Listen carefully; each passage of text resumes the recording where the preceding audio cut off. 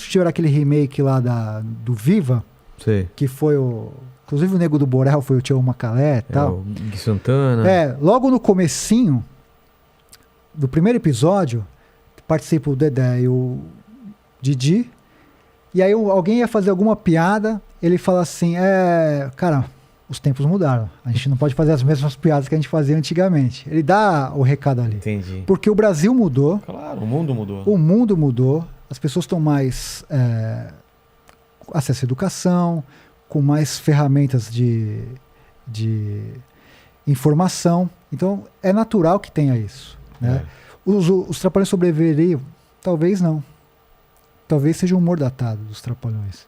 Mas não deixa de ser importante e não deixa de ser engraçado naquela época. A gente tem discutido isso, né, com Madureira, o Hélio de la Penha, o próprio Dedé, sobre essas coisas de comédia que aconteceram e que explodiram em certa época. E aí você tem que estudar ou assistir com a cabeça tendo em mente que foi feito naquela época. Cacete Planeta foi para aquela época, né? E o TV Pirata para aquela época. Quantas vezes no programa dos Trapalhões passava uma mulher de fio dental, eles, bicho bom. Cara, jamais hoje, né? E você vê que era engraçado que os Trapalhões eles eram de domingo à noite. Você fala assim, não tem nada a ver com criança, com horário de criança. Cara. Né? E por que era domingo à noite? Porque o grande programa da Globo era o Fantástico. E eles queriam entregar a audiência forte pro Fantástico. E o único que podia fazer isso eram os Trapalhões.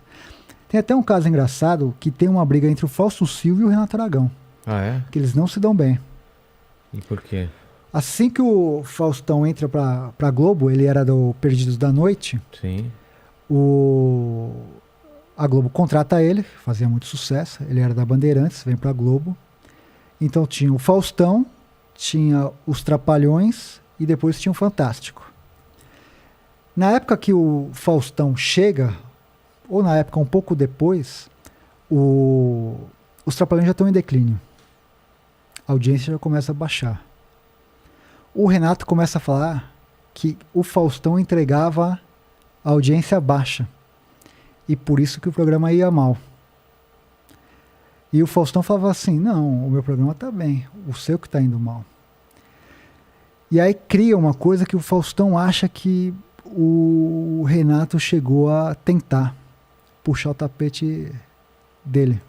Não assumiu a responsabilidade do programa tá indo mal e jogava nas costas dele. E o Renato tem essa característica.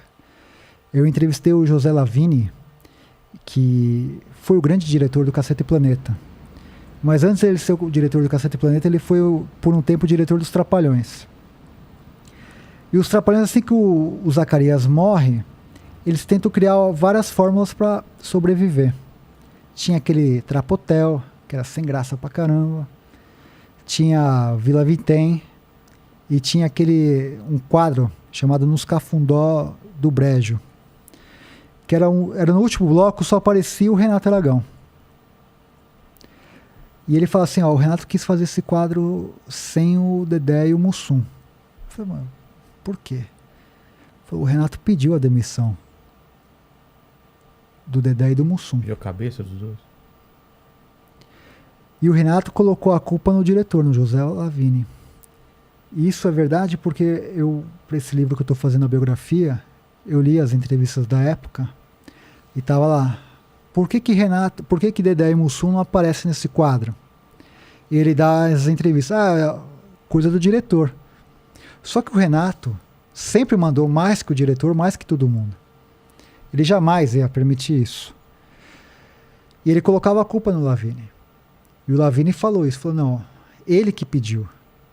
E eu levei a culpa. Agora você imagina um cara que estava com você por 30 anos pedir sua cabeça. Isso está no comentário. A gente vai falar. Renato Aragão pediu a cabeça de Dedé e de Mussum. Como a história lá do Comando Maluco, quando eles voltam de Portugal e tem a turma do Didi, todo mundo, por que o Dedé não tá? O Renato fala, foi a Globo que decidiu tal. Se ele batesse o pé, ele falou, eu quero o Dedé. A Globo ia trazer o Dedé. O Dedé faz o Comando Maluco. o Silvio Santos, inteligente, coloca o Comando Maluco junto com o programa do Didi. No mesmo horário. Começa aquela briga. E nessa época, foi a época que mais Dedé e Didi brigaram na imprensa. Ah, é? Se você pegar as entrevistas que o Dedé falou do Renato nessa época, cara, ele arregaça. Arregaça. Só que o Comando Maluco começa a incomodar. O que, por exemplo? Que era traidor, que o Renato virou as costas. E fez isso mesmo. Ele não admite, mas fez isso. E aí o Comando Maluco começa a incomodar o programa do Didi. Falou, qual que é o jeito de fazer isso? Traz o Dedé de volta. Ele foi forçado a trazer o Dedé. Aí o Dedé faz a participação lá e acaba o Comando Maluco. Entendi. Mas foi tudo isso. Entendeu? Daí você fala, essa amizade é uma amizade verdadeira? Não. Não é verdadeira. Essa briga toda por causa desse documentário, assim que começou a ter essas polêmicas todas, o Renato pagou uma passagem de avião pro Dedé, falou, vem pra cá. Ó, a partir de agora o nosso discurso é esse aqui, ó, contra o Rafael. Beleza? Beleza. Tamo fechado? Tamo fechado. E aí rompeu. Rompeu com você. Comigo. Entendi. Entendeu? Então, assim, tudo isso, cara, Dedé, Didi, é muito maquiado, não é verdadeiro. Você vê, se você olhar todas as entrevistas do Dedé, do jeito que ele fala do Renato, é um jeito um pouco mais frio, você vê a expressão corporal, o jeito que fala, tal. É diferente de quando ele fala do Mussum, que brilha o olho dele, não sei o quê, do próprio Zacarias. Entendeu? Entendi. É uma coisa muito... E pra você romper isso, cara, é só com o documentário. De falar assim. E não é colocar um contra o outro. Na verdade, eu tô contando pro público qual que é a real. Entendeu? Os caras não são amigos como querem entender que são. Eles fizeram até um vídeo. Ela criou, a esposa dele, um canal no Instagram. Assim que começou a... Aqui você vai conhecer as verdadeiras histórias dos Trapalhões e tal. Ela chamou essa camareira aí. Que eu entrevistei. Sei. Que falou que ele não gosta de ser chamado de Didi, que coloca banana não sei o que e tal. E aí, como que era o Renato? Não, ele era maravilhoso. Era uma coisa assim constrangedora, sabe?